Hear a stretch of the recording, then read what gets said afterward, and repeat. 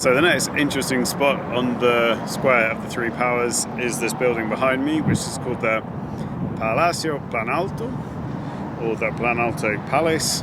And this is where the President of the Republic works and does his administration and legislative work, along with his Vice President and his cabinet to pass laws and to generally, run the country. So this is a really important building. Obviously, this is also designed by Oscar Niemeyer. You can kind of see the design is similar to other buildings in the city. And to my left, these sculptures here are called Os Candangos, or the Candangos. So these two sculptures represent the workers that came from all over Brazil to construct the city, and especially from the region of the northeast. This is kind of a homage to the men that came down from different parts of the country to work to construct the new capital city in the late 1950s. Finally, to my right, there is this unusual shape or form structure, and this is a homage to the architects who designed the city of Brasilia. So the Candangos were designed by a sculptor called Bruno Giorgi, and from this angle you can see just how big they are. They are absolutely massive. So from here you can get a slightly better view of the Palacio Planalto, the presidential palace. Really interesting architecture that has been very well preserved. Yeah, and these really interesting columns and the ramp that comes down to the road, as well as the flags. Yeah, very elegant building actually. So at the top of the ramp you can see these two soldiers, and these are called the Dragões de Independência. These are the two guards who keep watch over the presidential palace, and they also have a changing of the guard ceremony during the day. So this is a very sort of important ceremony that's part of the presidential republic. From the square you can just get a slightly different angle on the National Congress, and yeah, on a day like today, it's so sunny and warm, you can get a really good view, and it's just a very unusual but very beautiful building, I think. Essas são todas as bandeiras do Brasil? Dos estados. Legal. Esse é o Palácio de Justiça. Legal.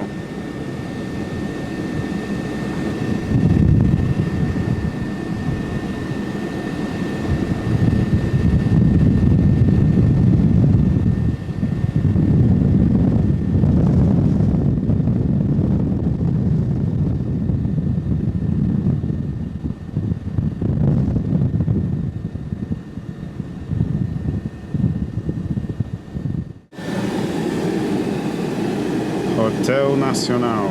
Já foi um dos melhores hotéis do Brasil, né? Hoje eu não sei se funciona. Ah, ok. Aqui seria o centro antigo. Esse miolo, esse conjunto de prédios aqui. Aqui chama de setor comercial sul. Entendi. É o centro antigo de Brasília. Tá. Então tem prostituição, tem venda de drogas. Ah. This is the central point of the city of Brasilia. This grey and black building right in the middle. It's Ponto Central in Portuguese.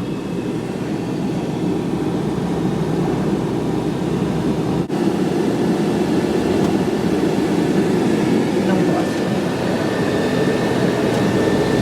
Ali eu gosto. Esse é o Xique Xique.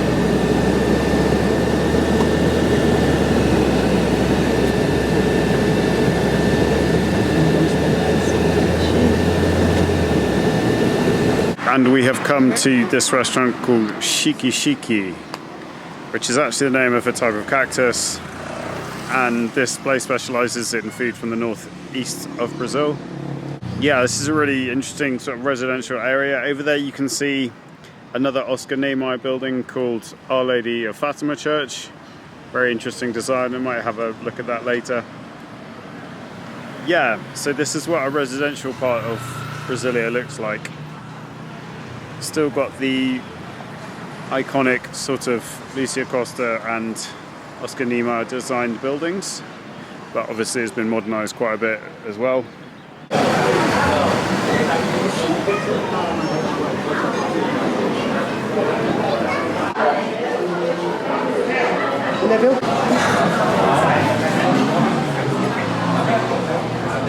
Mas é o que vocês têm de mais tradicional. Ou a gente poderia compor petiscos e porções, não, se não quiser ela comprar. Ou vocês podem pedir os executivos também. Quais são os executivos? Okay, so it's time for a freshly squeezed orange juice.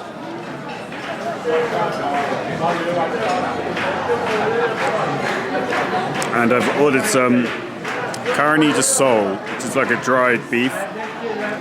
And the dish I've ordered is called Executivo Caico. Caico is a city in the state of Rio Grande do Norte, in the northeast of Brazil. So yeah, really looking forward to seeing what the food is like here.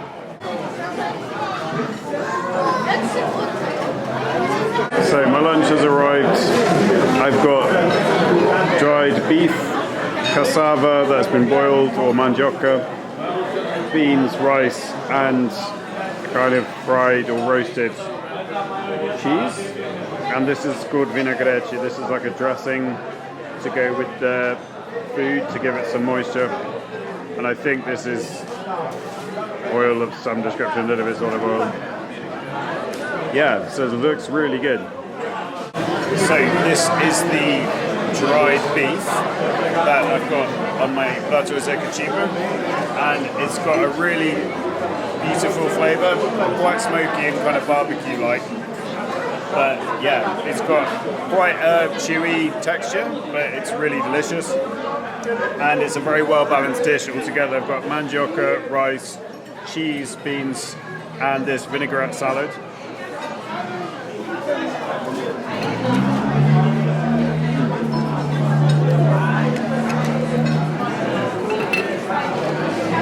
Really good quality beef, and it's been cooked to perfection. So it's not tender, but it's got that kind of chewy crunchiness to it, and it is really delicious. So it's time for coffee. Lunch was absolutely delicious, and yeah, now it's coffee time. So lunch was awesome. I really enjoyed the food, a really interesting mix of different flavours and textures to the food, and I really love that vinaigrette kind of salad dressing that they have here in Brazil. Gives such a nice freshness and moisture to the meal. Yeah, the beef was really nice, quite chewy and sort of a bit crunchy, but it's typical of that northeastern recipe that they have at that restaurant. So yeah, it was really good. So we're just on a sort of arcade of shops. My friend is buying a cake. Then I think we're going to have a look at the church and continue with our tour of Brasília.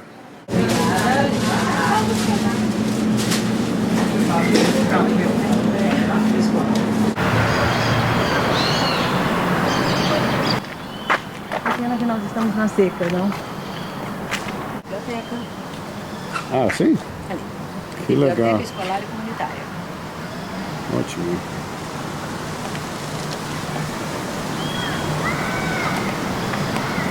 So right now I'm walking through the gardens of the Quadra Modelo, and this was the design that was used as a model for all of the residential buildings in Brasília. So it's an enormous block of apartments with this open area on the ground floor, and they have gardens, they have libraries, schools. It's a whole community, very well organized and designed. And this is a sort of huge communal living area, and very interesting architecture from the late 1950s to 1960.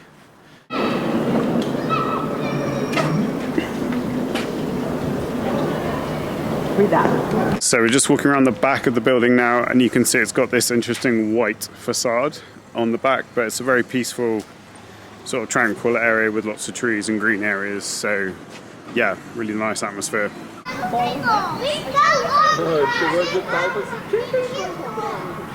This is the sign That describes the gardens of the 308 South Super Block, and it was designed by Roberto Burle Marx in 1963, so just 3 years after the completion of the city.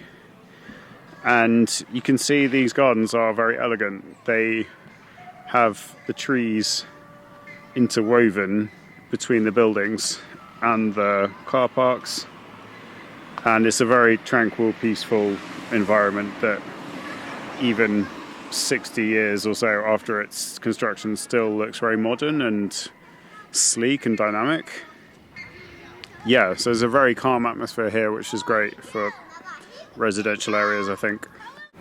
And my friend who lives here told me that over 500,000 people in Brasilia live in these kind of residential blocks. So it's actually a large percentage of the population living in these kind of neighborhoods that were designed and built in the 1950s, 1960s. And they look in really good condition for their age, sort of thing. They still look very modern. Mind the gap. On the left you can see this building, which is called the Escola Parque.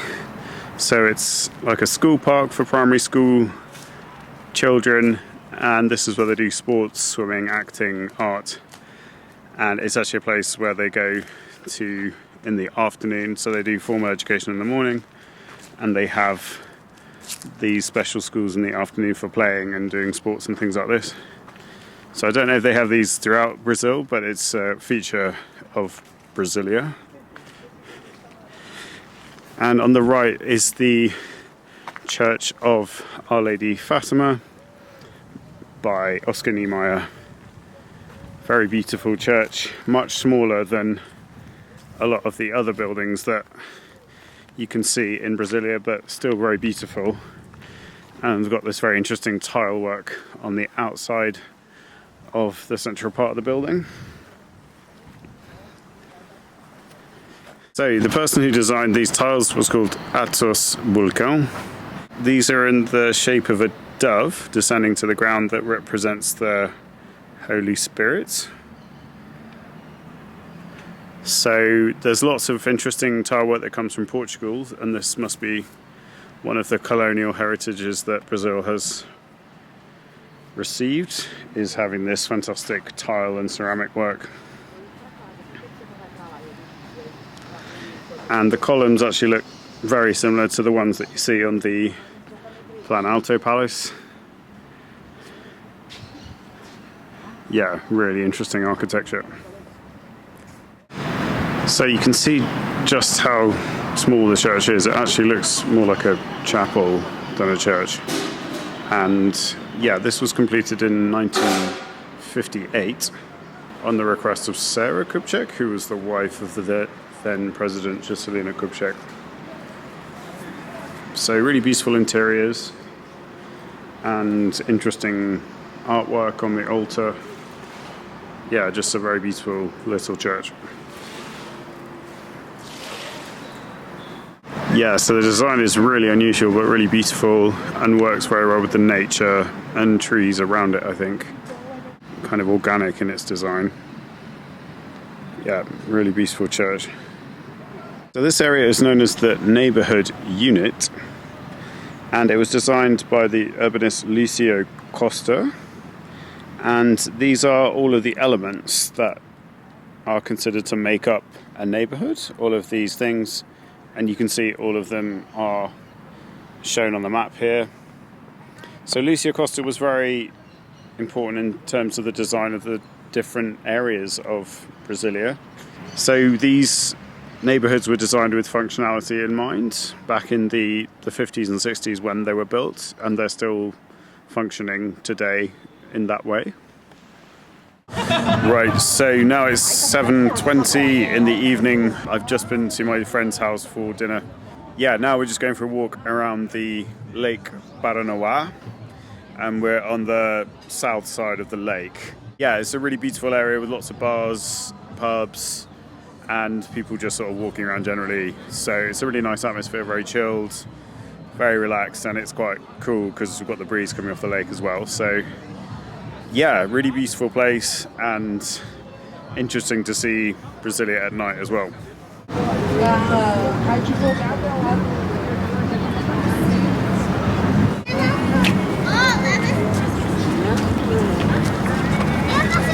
So we've actually got a full moon tonight, which is pretty cool. And I don't know if you can see that boat there. You can see a party boat on the lake there. People having a boogie on board.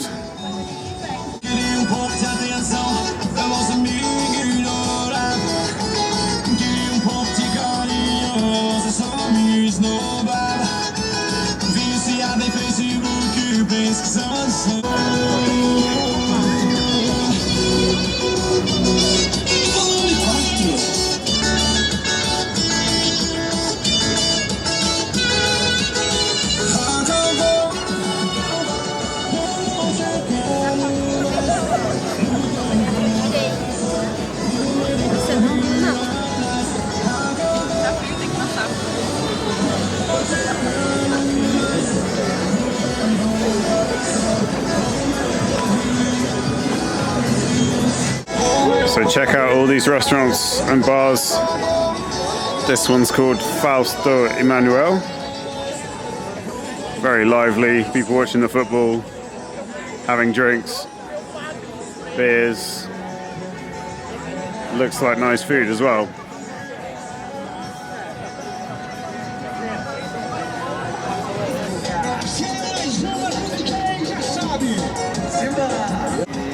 Very cool light sculpture there. Like that. Very stylish.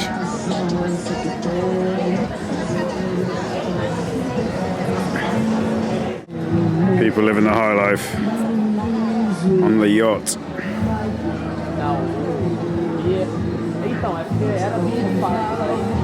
Very chic. So these decorations here are in preparation for what's called the Festa Junina. This is like a harvest festival that they celebrate all over Brazil, but it originally comes from the northeast of the country, and they have a lot of dances, live music, sort of general celebrations. And yeah, you see these all over Brazil. So interestingly, Brasilia is a kind of mix of all types of different regions of Brazil in terms of the people who live here, and that's reflected in the culture that you see here in terms of the cuisine and also the festivals that they have. Very cool merry-go-round. At the moment it's empty, but still looks good. So even though it's 7:45, my friends told me that it does get busy in the day as well, so people come here for lunch and coffees in the afternoon and that kind of thing. So it has got a good vibe in the evening, but you can imagine in the day it would also be pretty cool having lunch by the lake, al fresco style. Yeah, very cool bit of Brasilia this. These arches here are the main entrance to the lake,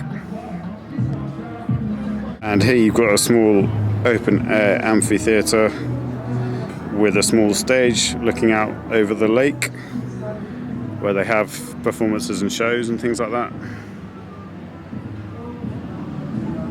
I'm back in my hotel now. I'm staying at a place called the Manhattan Plaza Hotel in the hotel sector in Brasilia. It's a really cool hotel. I 100% recommend it. It is quite expensive for Brasilia, to be honest. It's about £55 a night, but that does include breakfast. And yeah, it's just very well designed, well laid out, and crucially it's got double glazing, meaning that it's quiet and relatively peaceful. That wasn't the case in the last hotel that I stayed at last night, called the Xique Xique Plaza. My top tip for staying in Brasilia would be to stay here in Manhattan Plaza Hotel, because it is really good. Good service, good location. Like I said, it is a bit more expensive, but it's totally worth it because it's just got everything that you need here basically, and it's just comfortable and good quality. So yeah, sometimes when you try and save money and stay in a cheaper place, it ends up being more expensive anyway because you have to move, and that's what happened to me last night, and it was a bit of a nightmare, to be honest. So it's been a fantastic day in Brasilia. I have really enjoyed myself. It's been awesome getting to know all the different locations, monuments, and really seeing the history of the city in action, seeing it come to life. So it's a kind of unique place, really. I think it's such a young city. It's only about sort of 65 years old. The aeroplane shape that you don't see anywhere else in the world. It's very unusual, but it's very stylish and dynamic and innovative.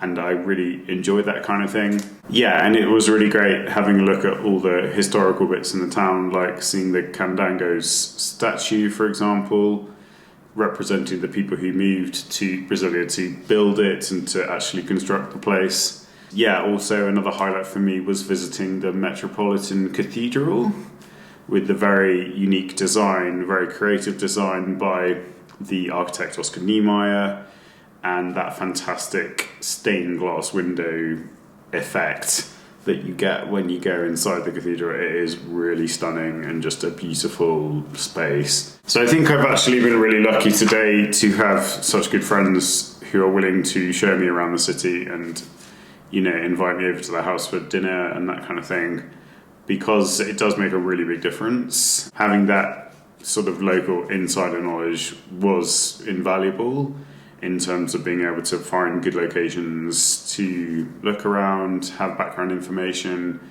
good places for lunch, but also being able to see the residential spots of Brasilia was highly sort of unexpected and very beautiful and very interesting.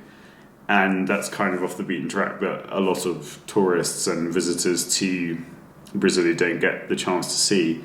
So that was amazing, actually, and I feel sort of really lucky and grateful to know people in this city and to be able to see that other side of it, which was really cool. So I actually managed to get burnt today. I don't know if you can see, I'm kind of relatively red and my arms are hurting, basically.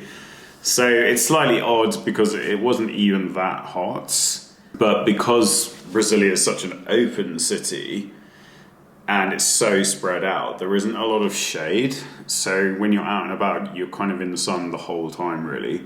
Yeah, although it's kind of not as well known as other places like Rio, Sao Paulo, Florianopolis in Brazil, I would still definitely recommend coming here and checking it out because it's a really cool, interesting place. And if you are interested in modern architecture from the 20th century, then you will definitely enjoy visiting Brasilia because it is such an interesting example of 20th century modern architecture. Yeah, so it's easy to get to because it's got an international airport. You can get bus links to and from Brasilia very easily because it's right in the centre of the country. So a great location for travelling. And yeah, it's just a fascinating city and kind of unique, really. So if you're interested in Brazil and South America, I would definitely recommend visiting it, checking it out, and finding out a bit about its history and that kind of thing. So thank you very much for watching. I really appreciate your time. I hope you've enjoyed this video today. If you did, please subscribe for more content that might be up your street. Take care, and I will see you soon. Bye bye.